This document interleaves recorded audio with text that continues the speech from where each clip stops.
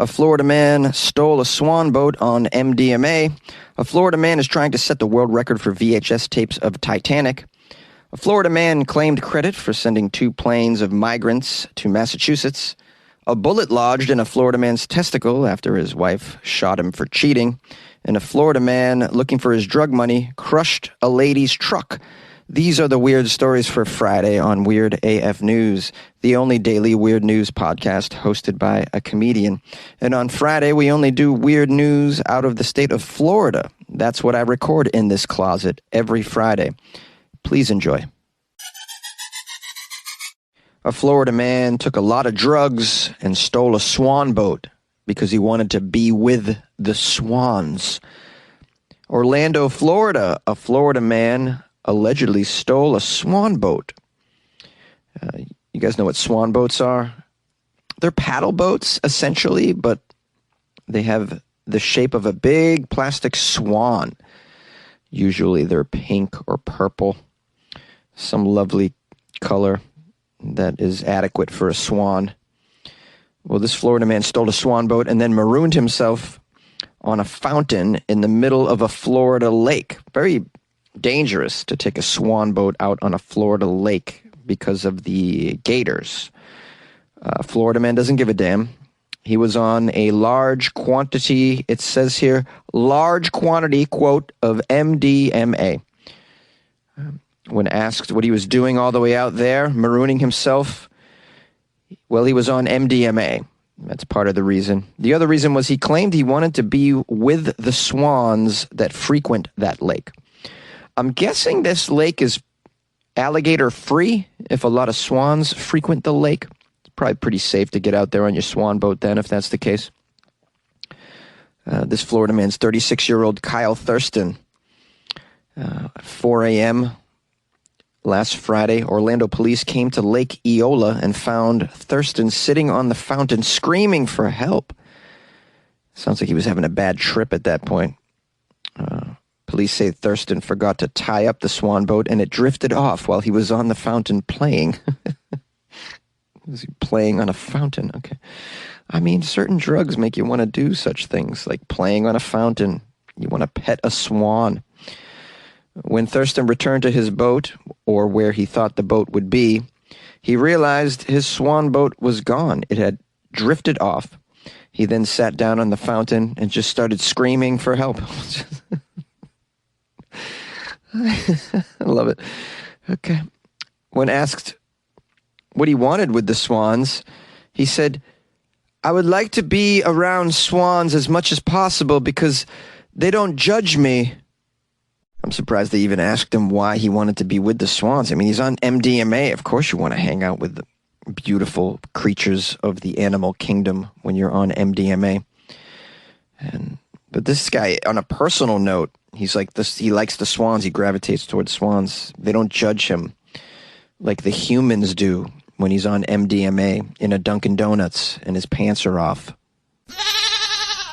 A TikTok star who is also a Florida man is trying to set the world record for VHS tapes of the film Titanic.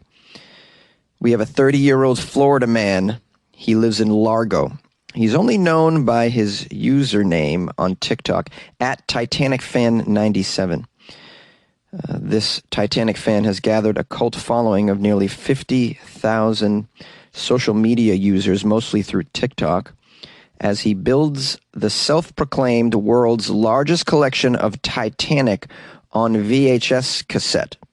Titanic Fan 97 has chosen to remain completely anonymous as he collects these VHS tapes. He says once he collects 500 more, he will then reveal his face to his fans. Oh, a lot of fans out there of a collector of Titanic VHS tapes. Seems like a very weird thing to be a fan of. If you're a fan of a guy collecting VHS tapes on TikTok, maybe it's time to get a life, is what I'm thinking. Come on. There's so many more fascinating things to be following out there in the world than a fella collecting Titanic VHS tapes. I mean, are we okay? I mean, I'm sure there's a TikToker out there that's reenacting all the scenes from the movie Titanic. I'm sure. I mean, that's more fascinating than A guy just collecting the VHS tapes. I mean, what are these videos? I didn't check them out. Each video is a up-close shot of the recent VHS tape that he acquired on eBay. I mean, how fascinating could this content possibly be? Maybe I ought to take a tip from this fella. Instead of doing various weird stories from all around the world, I'll just concentrate on one weird story and just do it over and over again. I'll probably gain more fans that way. And it would be a hell of a lot easier for me. And why do people want to watch this VHS TikTok? Well, according to the article, the VHS format has been dead for nearly 20 years. VHS tapes are piling up in thrift stores. The Titanic fan we have here has turned these rejected piles into a scavenger hunt for people around the world as they help build his collection. Okay, so he's asking for people to send him the tapes. That's a little more interactive. He's probably giving them some props on TikTok as well. Maybe there's a story behind each tape that he receives. Okay, I see the stories that are possible within this TikTok account. Maybe it's more fascinating than I initially thought. It says here, Titanic fan 97 has received VHS tapes mailed from as far away as Australia. And he's pretty much drained all of Florida of its copies. So if you guys are down there looking for a copy of the Titanic on VHS, I don't know why you would be, but he's got them all, man. He's hit all the thrift shops, it sounds like. His collection began in Clearwater, Florida, when he noticed 12 VHS tapes of the Titanic at the Suncoast Hospice resale shop. This is in 2012, and that became the very start of his collection. And apparently this is not just a hobby. When the author of this story visited his home, 3 televisions were playing VHS copies of the movie nonstop, while a family of 5 Jack Dawson dummies watched over the collection.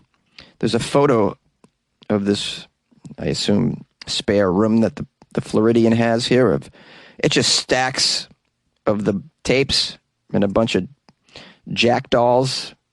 And I see the TVs running as well. Wow, this is more like a museum.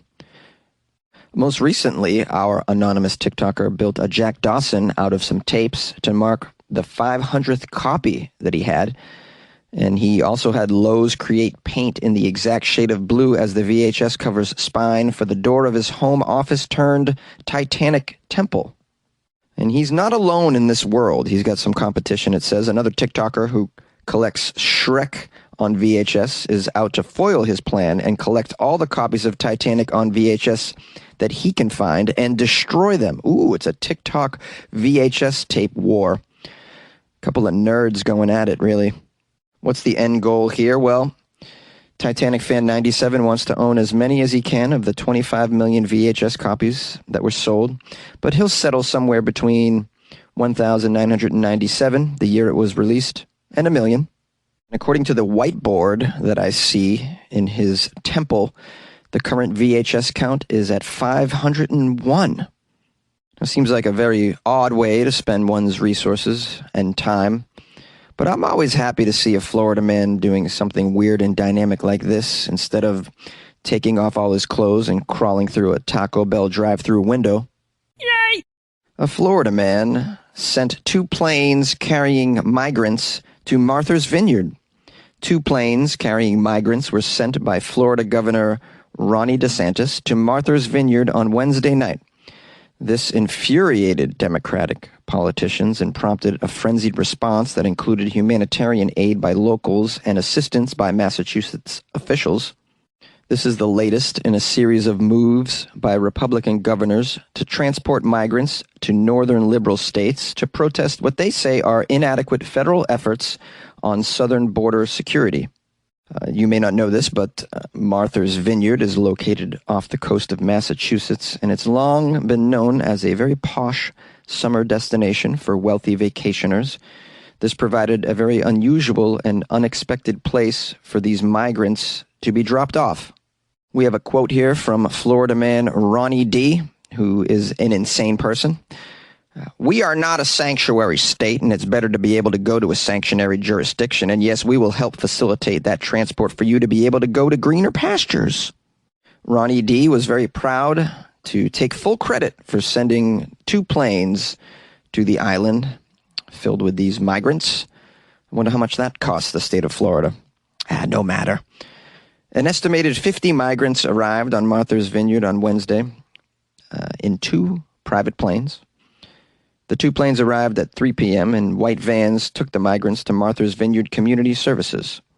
Officials believe that all of the migrants originated in Venezuela, and a local fire chief said earlier that the migrants included 7 families with 4 children ranging from ages 3 to 8.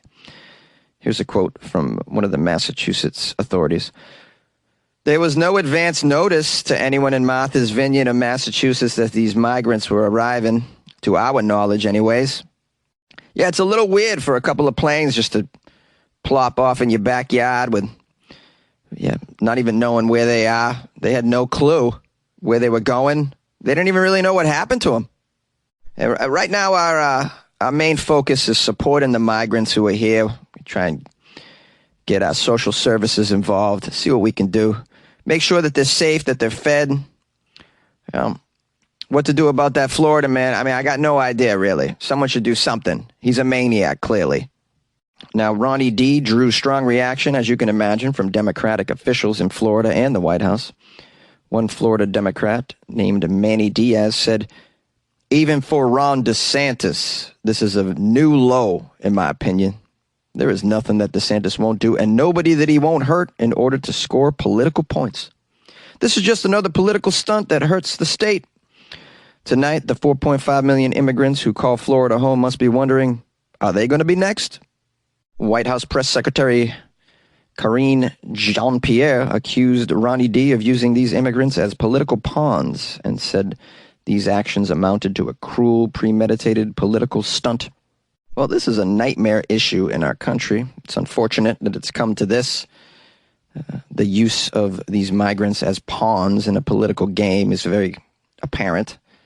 They can't be too pleased. They're in sunny Florida coming from Venezuela, and then they're shipped off to Martha's Vineyard, which I'm not sure you're aware, but gets extremely cold in a couple of months. That's not going to be a lovely getaway. And then there's the question of what was the cost to privately ship all these migrants to Martha's Vineyard? And are the citizens and taxpayers of Florida pleased with this move? This guy just seems to do whatever he wants down there, Ronnie D. What is the solution? I have no idea. I would like to see fewer childish reactions to situations like this. I mean, to just put them on a plane and ship them off to Minnesota. Is that what we should be doing? Doesn't seem right to me, but maybe you disagree. Call my show, 646-450-2012. A bullet ended up in a Florida man's testicle after his wife shot him for cheating. This is one tough nut, huh, guys? Hey! All right. A Florida man was left with a bullet stuck in his scrotum after his wife allegedly shot him during a recent confrontation over an affair. According to the Brevard County Sheriff's Office, 60-year-old Florida woman Victoria Reed forced her husband to sit on the couch while she threatened him. She threatened to do several things to him, it says here. She threatened to maim him, which is scary. She also threatened to kill him, which is also kind of frightening. And she threatened to give him some post-traumatic stress disorder, which is a condition she claims that she suffers from as well. All of this to punish him for supposedly cheating on her. In the end, she chose the maiming, and the bullet she fired eventually struck him in the knee before traveling up his leg and then lodging inside his testicle. That's a very frisky little bullet. Victoria was arrested on charges of aggravated battery with a deadly weapon and aggravated assault. Her husband's condition is not known, it says, at this time. But, I mean, we can imagine, first off, any future children of his are going to be a son of a gun. Eh? Huh? How about that pun? Pretty good, right? No? More than likely, though, he's not going to have any children because he's probably firing blanks after this. Right, guys? Firing blanks? Huh? Overall, this story really is a tough nut to swallow, ain't it, guys? Huh? It's a tough nut to swallow. Get it? Now, what she should have done was shipped his balls to Martha's Vineyard. And that'll definitely give him PTSD, right, guys? You like podcasts? You're listening to my podcast. Maybe you thought to yourself, I'd like to make a podcast. Too difficult? No, not with Anchor. Anchor has free creation tools that allow you to record and edit your podcast from your phone or your computer. Anchor distributes your podcast to Apple, Spotify, Stitcher, and more. They have advertising integration, so you can even make a little money off your podcast. Everything you need to make a podcast in one place. Download the free Anchor app or go to anchor.fm to get started. And good luck with your podcast. Good luck with your creation. Good luck with your life, man. A Florida man crushed a truck with an excavator after the owner didn't have drug money. Englewood, Florida, a man is accused of assaulting a lady for not having any drug money and then crushing her truck. Richard Hamilton is the Florida man. He's 36 years old. He was arrested on multiple charges, including criminal mischief, domestic battery by strangulation. Seems very severe. The Charlotte County deputies responded to a domestic dispute where a woman was physically assaulted. The sheriff's office say Florida man Hamilton drove her around to several gas stations, demanding her to find money for drugs. It seems like a strange approach to retrieve your drug money, driving someone to several gas stations, demanding they get money. I don't know how you just get money from several gas stations. He had a plan. Unfortunately, it's the plan that comes from a Florida man's mind. Hamilton and the victim then drove to Kelly Stone Sand and Boulders, where he works, on the afternoon of September 11th. Hamilton got out of the truck and took the truck's keys so the victim could not leave. Hamilton is accused of assaulting the victim for not having the drug money and then crushing her truck with an excavator. A little extreme. Could have just maybe sold the truck. That would have seemed like a better plan to get some drug money rather than just driving around to rando gas stations and looking for change on the ground. That's just me. Turns out there's some video footage of this as well. It's basically of the Florida man laughing hysterically and smashing the truck with the bucket on an excavator. I'm looking at a still photo of it. Yeah, that truck is toast, bro. Toast. This is like the strangest way to get your drug money back, it would seem to me. I mean, you could have held on to the truck as collateral and waited for her to get the drug money over a couple of days and give her her truck back. Or you could have, even forcing her at gunpoint to use the truck as an Uber as she raised the money that she owed you would have been more normal than this. Am I crazy? I don't know. I'm not the best problem solver, but I'm definitely a better problem solver than your average Florida man for sure. Well, that's the end, everyone. You're now at the outro, and I appreciate you hanging in for it. I hope you're having a nice weekend, or you're about to have one, or you had one. I like to cover all bases here. Big thanks to everyone who sent me Florida stories. Super helpful. I got a lot. It was difficult to choose just a few. I got an amazingly horrible review on Amazon from someone named Blue Eyed Reviews. She gave me 1 star only, which just... it's a little discouraging when you only get 1 star. I mean, I should get 2 for trying, but hey, you know what? I got the 1 star here. Blue Eyed Reviews wrote, "It's just not funny. Sometimes the stories are actually interesting, but the host is so unbearably annoying, I had to take it off my morning routine. There's nothing funny or entertaining about this briefing, and now I need ear bleach to get the shrill sound of this guy's voice out of my head. I didn't realize my voice was so shrill. That's a terrible description of my voice. I've been told my voice is pretty sexy by many people. But I guess occasionally I get the shrill. I didn't know that. I looked up ear bleach. I wasn't sure what that was. It's a real product. They sell it on Walmart. It says here it's earwax removal, which is, it seems like you should bleach your ear every so often, regardless of the existence of my podcast. So, I mean, I support Blue Eyed Reviews bleaching her ears, because that's just something you should do on a regular basis, apparently. I've never done that, but maybe I'll get into it. I'll have to watch a YouTube video, figure out how to work that stuff.